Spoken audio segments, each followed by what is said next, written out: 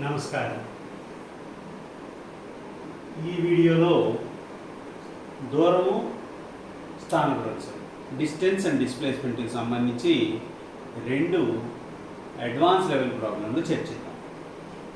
ఇందులో మొదటిది, ఒక వ్యక్తి ఏ నుండి 20 మీటర్లు తూర్పుకు పయనించి బీకి చేరి అక్కడి నుంచి 30 మీటర్ల ఎడమవైపు తిరిగి ఉత్తర దిశగా ప్రయాణించి సికి చేరి అక్కడి నుంచి ఆగ్నేయంగా అంటే సౌత్ వెస్ట్ డైరెక్షన్లో 30 మీటర్లు ప్రయాణించి డీకి చేరిన అయితే డిస్ప్లేస్మెంట్ అని రైట్. ఈ సమస్యని ఎలా సాల్వ్ చేయాలి, దీన్ని సాల్వ్ చేయడానికి మనం తీసుకునే స్టెప్స్ ఏంటి?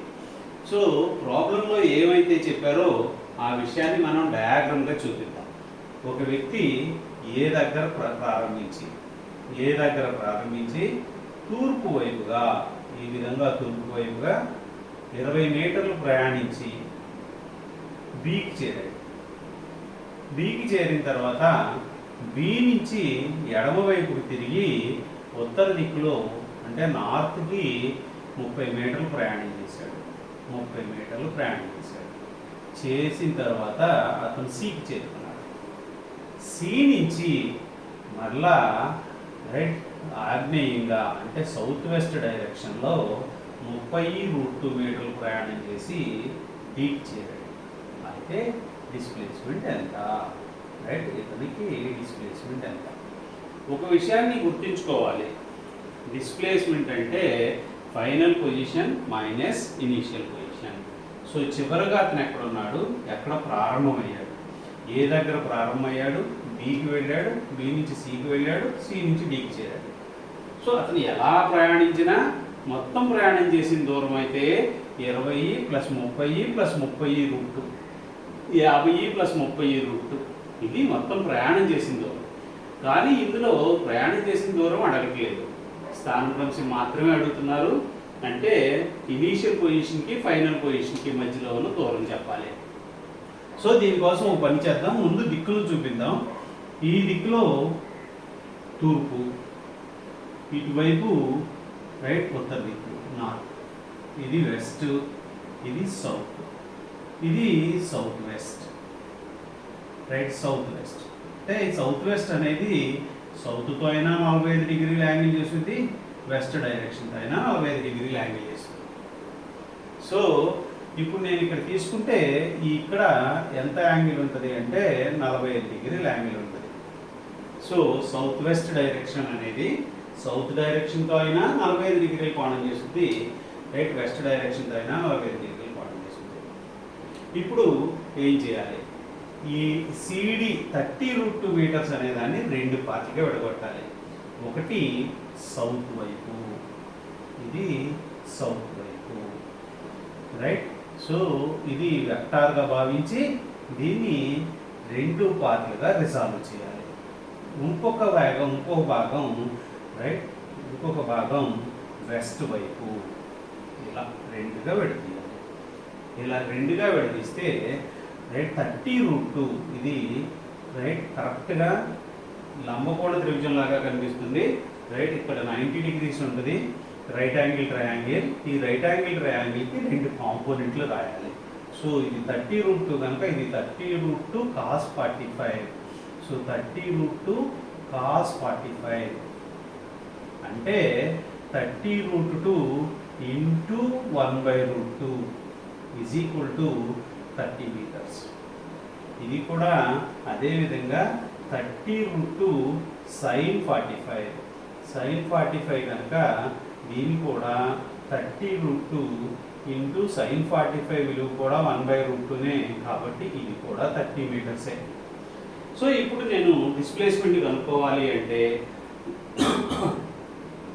2 డైరెక్షన్లు కన్సిడర్ చేయాలి. ఒక డైరెక్షన్ ఏ నుంచి బికి తూర్పు వైపు, ఇంకో డైరెక్షన్ బి నుంచి సికి ఉత్తరం వైపు. కానీ ఇక్కడ స్పష్టంగా ఒక విషయం కనిపిస్తుంది, బి నుంచి సికి 30 మీటర్లు ప్రయాణం చేశాడు, కానీ మళ్ళీ సి నుంచి బికి 30 మీటర్లు వెనక్కి ప్రయాణం చేశాడు. కాబట్టి ఇది ఇది ఈ 2 సమానమైన దూరాలు, రైట్, ఒకదానికి ఒకటి వ్యతిరేకమైన దూరాలు. కాబట్టి ఈ 2 క్యాన్సిల్. సో బి నుంచి సికి వెళ్ళి సి నుంచి బికి తిరిగి వచ్చినట్టు. కాబట్టి డిస్ప్లేస్మెంట్ 0. కాకపోతే ఈ డైరెక్షన్లో చూస్తే ఏ నుంచి బికి తూర్పు వైపు ప్రయాణం చేశాడు 20 మీటర్లు, బి నుంచి డికి పశ్చిమ వైపు ప్రయాణం చేశాడు 30 మీటర్లు. కాబట్టి స్థానభ్రంశం ఏంటి? ఇతని ఇనీషియల్ పొజిషను, ఇతని ఫైనల్ పొజిషన్, ఈ రెండు తీసుకుంటే డిస్ప్లేస్మెంట్ వచ్చేస్తుంది. దేర్ఫోర్ ఇది డిస్ప్లేస్మెంట్. ఈ డిస్ప్లేస్మెంట్ ఎంత? ఈ డిస్ప్లేస్మెంట్ ఎంత అంటే రైట్, ఇది 30 మీటర్లు, ఇది 20 మీటర్లు, తీసివేస్తే నాకు 10 మీటర్ల డిస్ప్లేస్మెంట్ వస్తుంది. అయితే ఈ 10 మీటర్లు ఏ దిక్కు వైపు ఉంది? ఏ దిక్కు వైపు ఉంది అంటే వెస్ట్ సైడ్ వైపు ఉంది. దేర్ఫోర్ ఈ ప్రాబ్లం సొల్యూషన్ ఏంటి అంటే డిస్ప్లేస్మెంట్ ఎంత? డిస్ప్లేస్మెంట్ ఎంత అంటే 10 మీటర్లు ఎటువైపు? West side. రైట్, ఇది మొదటి ప్రాబ్లం. ఈ ప్రాబ్లం సొల్యూషన్ 10 మీటర్లు వెస్ట్ వైపు. సో ఇక్కడ గుర్తుపెట్టుకోవాల్సింది మాత్రం ఇదే. ఇక్కడ బి నుంచి సికి ఉత్తరం వైపు ప్రయాణించాడు 30 మీటర్లు, సి నుంచి బికి కూడా 30 మీటర్లే ప్రయాణం చేశాడు, కానీ దక్షిణం వైపు. కాబట్టి బి నుంచి సికి వెళ్ళి సి నుంచి బికి తిరిగి వచ్చినట్టు. కాబట్టి ఆ రెండు యొక్క డిస్ప్లేస్మెంట్ 0. ఇక్కడ ఏ నుంచి బికి ఈ తూర్పు వైపు 20 మీటర్లు, బి నుంచి డికి రైట్ వెస్ట్ సైడ్ పశ్చిమ వైపు 30 మీటర్లు. కాబట్టి తీసివేస్తే నాకు 10 మీటర్లు వెస్ట్ సైడ్ డిస్ప్లేస్మెంట్ వచ్చింది. సో ఈ ప్రాబ్లం యొక్క సొల్యూషన్ 10 మీటర్లు వెస్ట్ సైడ్. నమస్కారం. దూరం, స్థానభ్రంశం, డిస్టెన్స్ అండ్ డిస్ప్లేస్మెంట్, ఇందుకు సంబంధించి ఒక అడ్వాన్స్ లెవెల్ ప్రాబ్లం. ఇందులో ఒక చక్రం 6 వ్యాసార్థం గల చక్రం క్షితిజ సమాంతర తలంపై భ్రమణం చేస్తుంది. ఈ చక్రంపై ఏ అనే బిందువు ఉంది. ఇది పటంలో చూపిన విధంగా చక్రం భ్రమణం చేస్తున్నప్పుడు ఈ స్థానం నుంచి ఈ స్థానానికి అంటే డయామెట్రికల్లీ ఆపోజిట్ స్థానానికి మారినప్పుడు డిస్ప్లేస్మెంట్ ఎంత? స్థానభ్రంశం ఎంత? సో ఈ సమస్యని ఎలా సాల్వ్ చేయొచ్చు, దీనికి డిస్ప్లేస్మెంట్ ఎంత వస్తుంది ఇది చూద్దాం. సో ప్రాబ్లంని మరోసారి అర్థం చేసుకుందాం. చక్రం 6 వ్యాసార్థంగా చక్రం, ఇది ఒక క్షితిజ సమాంతర తలం మీద భ్రమణం చేస్తుంది. భ్రమణం చేస్తూ ముందుకు కదులుతుంది. రైట్, ఇది ఒకే చోట లేదు. సో ముందుకు కదులుతున్నప్పుడు ఇక్కడ నేను ఏ అనే ఒక బిందువును గుర్తించా. ఇది మొదట భూమిపై ఉంది, కానీ చక్రం భ్రమణం చేయడం వలన ఈ బిందువు ఇక్కడికి చేరింది. ఇక్కడికి చేరితే రైట్, దీని డిస్ప్లేస్మెంట్ ఎంత? సో ఈ డిస్ప్లేస్మెంట్ కనుక్కోవడానికి మొదట మనం ఏం చేయాలి అంటే హారిజంటల్, దీనిని ఎక్స్ యాక్సిస్ కింద తీసుకున్నాం. వర్టికల్, దీన్ని వై యాక్సిస్ కింద తీసుకున్నాం. అప్పుడు మనం ఎక్స్ డైరెక్షన్ మరియు వై డైరెక్షన్లో డిస్ప్లేస్మెంట్ ఎంతో చెప్పవచ్చు. సో దీనికి మొదట సెంటర్ని గుర్తిద్దాం. ఈ చక్రం యొక్క సెంటర్ ఎక్కడుంది? ఇది సెంటర్. సో ఇది సెంటర్ని గుర్తిస్తే ఈ సెంటర్ ఎక్కడ ప్రారంభమైందో దీన్ని x = 0 అని తీసుకున్నాం. ఈ ఎక్కడ ప్రారంభమైందో దాన్ని x = 0 అని తీసుకున్నాం. ఇది భ్రమణం చేస్తూ ముందుకు కదులుతుంది కనుక ఇది ఇప్పుడు ఎక్కడ వరకు వచ్చిందో ఈ దూరాన్ని x అని తీసుకున్నాం. అయితే ఈ బిందువు నుంచి ఈ బిందువు వరకు ఉన్న దూరం ఎంత? ఈ దూరాన్ని కనుక్కోవాలి. ఈ దూరాన్ని కనుక్కుంటే x అక్షం మీద దీని స్థానభ్రంశం తెలిసిపోతుంది. అదేవిధంగా y యాక్సిస్ మీద, y అక్షం మీద దీని స్థానభ్రంశం ఎంత? ఇనీషియల్గా ఇక్కడ ప్రారంభమైంది, ఇది ఇక్కడికి వచ్చింది. కాబట్టి y యాక్సిస్ మీద స్థానభ్రంశం ఎంత అంటే y యాక్సిస్ మీద డిస్ప్లేస్మెంట్ ఈ డిస్టెన్స్ మాత్రమే. అంటే ఈ పాయింట్ని నేను y = 0 అని కూడా తీసుకుంటా. దేర్ఫోర్ ఇనీషియల్ పొజిషన్ ఏది ఉందో అది నాకు 0, 0. ఫైనల్ పొజిషన్గా నేను ఏం తీసుకుంటున్నానో ఈ యొక్క కోఆర్డినేట్స్ కనుక్కుంటే నాకు స్థానభ్రంశం వచ్చేసినట్టే, డిస్ప్లేస్మెంట్ వచ్చేసినట్టే. కానీ ఈ డిస్ప్లేస్మెంట్ ఎక్కడి నుంచి ఎక్కడి వరకు? ఇనీషియల్ పొజిషన్ నుంచి ఫైనల్ పొజిషన్ వరకు. సో ఇది ఇనీషియల్ పొజిషన్, ఇది ఫైనల్ పొజిషన్. కాబట్టి ఇది డిస్ప్లేస్మెంట్ అవుతుంది. ఇది డిస్ప్లేస్మెంట్ అవుతుంది. సో ఈ డిస్ప్లేస్మెంట్ కనుక్కోవడం ఎలా? ఇది ఎంత రొటేషన్ చేసింది, ఎంత రొటేషన్ చేసింది అంటే ఒక హాఫ్ సర్కిల్ రొటేషన్ చేసింది. సో ఇది ఇక్కడ నుంచి ఇక్కడ వరకు మాత్రమే మారింది. ఇట్లా రొటేట్ చేస్తూ ఒక పూర్తి సర్కిల్ రొటేషన్ అయితే పూర్తి అవ్వాలి, హాఫ్ సర్కిల్ రొటేషనే చేసింది. హాఫ్ సర్కిల్ రొటేషన్ చేసింది కనుక ఎక్స్ యాక్సిస్ మీద ఎంత దూరం కదిలింది అంటే ఎక్స్ యాక్సిస్ మీద కదిలిన దూరం πr. ఎక్స్ యాక్సిస్ మీద కదిలిన దూరం πr.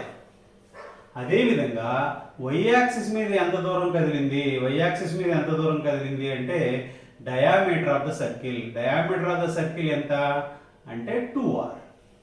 అప్పుడు దీని కోఆర్డినేట్స్ ఏంటి అంటే πr, 2r. దేర్ఫోర్ ఇప్పుడు డిస్ప్లేస్మెంట్ కనుక్కోవాలి అంటే మనం డిస్ప్లేస్మెంట్ ఫార్ములాని డైరెక్ట్గా వాడచ్చు. డిస్ప్లేస్మెంట్ మ్యాథమెటిక్స్లో దూరం కొలవడానికి మనం ఉపయోగించే ఫార్ములా ఏదైతే ఉందో దాన్ని డైరెక్ట్గా వాడచ్చు. Square root of x2 minus x1 whole square πr minus 0 whole square plus y2 minus y1 whole square 2r minus 0 whole square 2r minus 0 whole square. ఈ ఫార్ములాను వాడచ్చు. ఈ ఫార్ములాను కనుక వాడితే ఇక్కడ displacement πr whole square plus 2r whole square అని వస్తుంది. ఇందులో నుంచి నేను rని కామన్ తీసేస్తే displacement r into root π square plus 2 square అంటే 4. ఇది డిస్ప్లేస్మెంట్. కానీ ఇది డిస్ప్లేస్మెంట్ యొక్క మ్యాగ్నిట్యూడ్ మాత్రమే. నాకు డిస్ప్లేస్మెంట్ ఎక్స్ యాక్సిస్తో ఎంత యాంగిల్ చేస్తుందో కూడా కావాలి. ఎక్స్ యాక్సిస్తో ఎంత యాంగిల్ చేస్తుందో కావాలి అంటే ఈ యాంగిల్ని తీటా కనుక అనుకుంటే అప్పుడు ఇది ఎక్స్ యాక్సిస్తో చేసే కోణం, ఎక్స్ యాక్సిస్తో చేసే కోణం, ఎక్స్ యాక్సిస్తో ఎంత కోణం చేస్తుంది చేసే కోణం ఇది కనుక్కోవచ్చు. రైట్, ఎక్స్ యాక్సిస్తో చేసే కోణం tan theta is equal to opposite side by adjacent side. So ఈ ట్రయాంగిల్కి ఆపోజిట్ సైడ్ ఎవరు అంటే థీటాకి ఎదురుగా ఉన్నది 2r, రైట్, ఎడ్జసెంట్ థీటా కానుకుని ఉన్నది πr. కాబట్టి ఇది ఎంత కోణం చేస్తుంది, theta is equal to tan inverse 2/π angle చేస్తుంది. రైట్, ఇలా డిస్ప్లేస్మెంట్ని కనుక్కోవచ్చు. సో మ్యాగ్నిట్యూడ్ ఆఫ్ డిస్ప్లేస్మెంట్ కనుక్కున్నాం, డిస్ప్లేస్మెంట్ ఎక్స్ యాక్సిస్తో చేసే కోణాన్ని కూడా కనుక్కున్నాం. అలా కాకుండా వెక్టార్ ఫామ్లో డిస్ప్లేస్మెంట్ని కూడా కనుక్కోవచ్చు దీనికి. సో ఇక్కడ రాద్దాం డిస్ప్లేస్మెంట్ ఇన్ వెక్టార్ ఫామ్. ఇది ఎలా, ఇది సింపుల్. ఎక్స్ యాక్సిస్ డైరెక్షన్లో డిస్ప్లేస్మెంట్ ఎంత πr, వై యాక్సిస్ డైరెక్షన్లో డిస్ప్లేస్మెంట్ ఎంత 2r. Therefore write displacement vector form, displacement vector form ఇది కనుక్కోవాలి అంటే చాలా సింపుల్. ఎంత సింపుల్ అంటే నేను డిస్ప్లేస్మెంట్ని ఆర్ బార్తో చూపిస్తే r bar is equal to x coordinate into i cap plus y coordinate into j cap. I cap j cap ఎవరు, ఐ క్యాప్ ఎవరు అంటే ఎక్స్ యాక్సిస్ డైరెక్షన్లో యూనిట్ వెక్టార్, జే క్యాప్ ఎవరంటే వై యాక్సిస్ డైరెక్షన్లో unit vector. అప్పుడు దీన్ని సింపుల్గా ఇలా రాసేయచ్చు πr into i cap plus 2r into j cap. అప్పుడు నాకు డిస్ప్లేస్మెంట్ డైరెక్ట్గా వచ్చేసింది. Displacement r bar is equal to right, r bar is equal to π into r i cap plus 2r into j cap. So ఈ vector forms కనుక తెలిస్తే దీని నుంచి కూడా మ్యాగ్నిట్యూడ్ని రైట్ యాంగిల్ని మళ్ళీ కనుక్కోవచ్చు. Square root of πr square plus 2r magnitude of vector, why component by X component, దాని నుంచి అయినా కనుక్కోవచ్చు. సో ఈ విధంగా డిస్ప్లేస్మెంట్ని కనుక్కోవచ్చు. Thank you.